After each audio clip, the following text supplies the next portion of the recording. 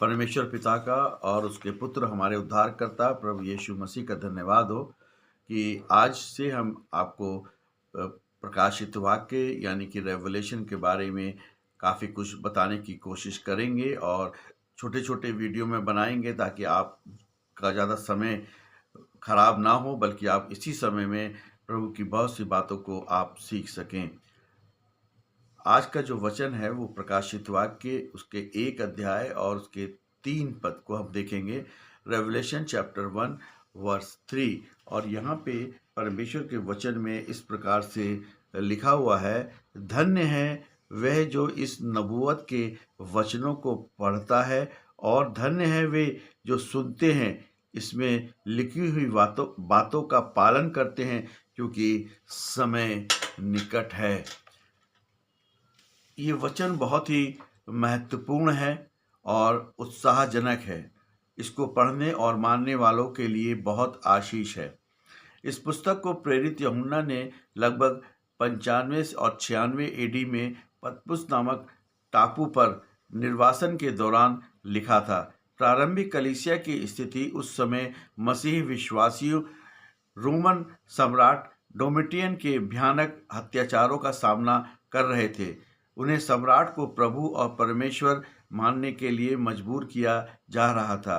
यह एक प्रकटीकरण या साहित्य है जिसमें प्रतीकों और दर्शनों का उपयोग किया गया है। पद 3 धन्य है वचन जो पाठकों को धीरज और आशा देने के लिए लिखा गया है। प्राचीन काल में आज की तरह सबके पास व्यक्तिगत बाइबल नहीं थी, इसलिए कलीसिया में एक व्यक्ति ऊंची आवाज में पढ़ता था और बाकी सब सुनते थे। इस वचन में आशीष पाने के लिए 3 महत्वपूर्ण क्रियाएं हैं। पहली चीज, पढ़ना।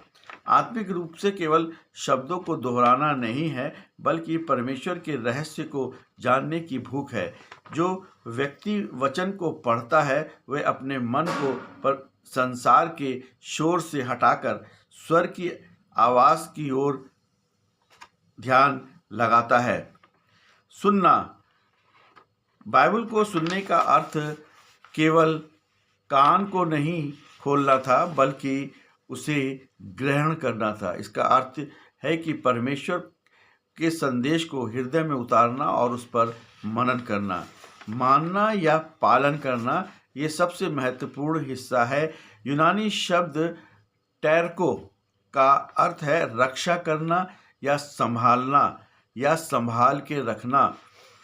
केवल सुनने से नहीं होता। जब हम उन भविष्यवक्ताओं के अनुसार अपना जीवन पवित्र करते हैं और हम वास्तव में धन्य होते हैं।